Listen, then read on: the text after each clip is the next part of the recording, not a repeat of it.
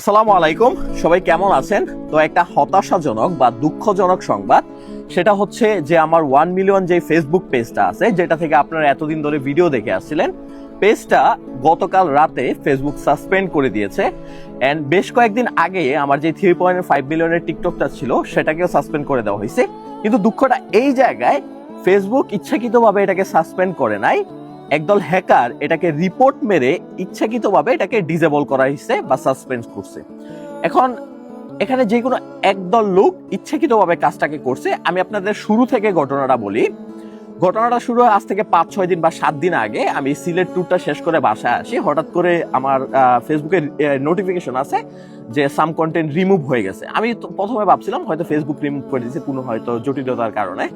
And তখন দেখি যে আমাকে আবিদুল ইসলাম নামে একটা ফেক আইডি, ওই ফেক আইডি থেকে মেসেজ আসে। এই মেসেজটা আপনারা পড়তে পারবেন যে কি কেমন ফিল হচ্ছে, নোটিফিকেশন গুলো পেয়ে কন্টেন্ট রিমুভ হয়ে যাবে, পেজ গায়েব হয়ে যাবে, এমন এমন মেসেজ আসছিল। তখন আমি ওকে জিজ্ঞেস করি যে ভাই, আমি আপনার কি ক্ষতি করছি, আপনি কেন হচ্ছে আমার পিছনে লেগে আছেন? এমন বলতেছে যে ক্ষতি টতি বুঝি না, ওর টাকা লাগবে। কত টাকা? $500 লাগবে। আমি যদি $500 দেই সে ছেড়ে দিবে। এখন আমার হিসাব হচ্ছে, দেখেন আমি নিজেও আজ পর্যন্ত পেইড প্রমোশন গুলাই করি না, স্পন্সরের সাথে ডিল করি না। আমি হচ্ছে সেবামূলক কন্টেন্ট বানাই, সেটা স্বাস্থ্য রিলেটেড, সেটা রাজনীতি রিলেটেড, সেটা ইন্টারন্যাশনাল আপনার যে সিক্রেট বিষয়গুলো আছে সেগুলো নিয়ে। তো আমার কাজ হচ্ছে মানুষকে সচেতন করা।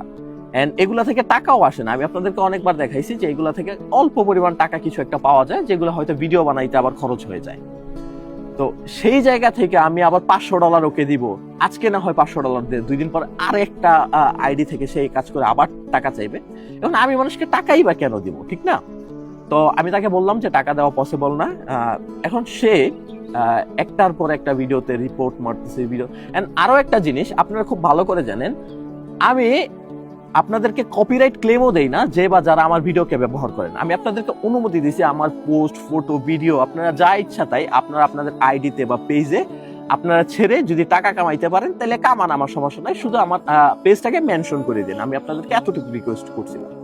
সেই জায়গায় আমার পেজটাকে ডিসেবল করে দেওয়া হচ্ছে। এন্ড আমার কাছে ভালো লাগতো যদি এটা ফেসবুক করতো বা ইন্টারন্যাশনাল কোনো চক্র করতো, তখন ভালো লাগতো, কারণ আমি তাদেরকে নিয়ে প্রতিবাদমূলক ভিডিও বানাইতেছি। সেটা হইলে একটা জিনিসকে মনটাকে বুঝাইতে পারতাম। বাট বাংলাদেশের দু একটা হচ্ছে ছোকরা টাকার জন্য এই কাজটা করতেছে, এই জিনিসটা আমার কাছে খুবই খারাপ লাগতেছে।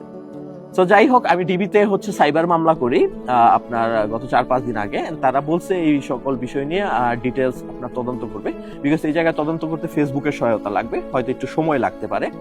সো আপনাদের কাছে আমার রিকোয়েস্ট থাকবে, আপনারা পারলে আমার এই যে হ্যামাস্টেন পেজটা আছে এটাকে একটু ফলো দিয়ে রাখেন, কারণ ওই পেজটা আসবে কি আদৌ আসবে না আমি বলতে পারি না। এন্ড কেউ যদি আমাকে এই বিষয়ে ডিটেলস হেল্প করতে পারেন তাহলে ডেফিনেটলি জানাবেন, উপকৃত হব। সো সবাই ভালো থাকবেন।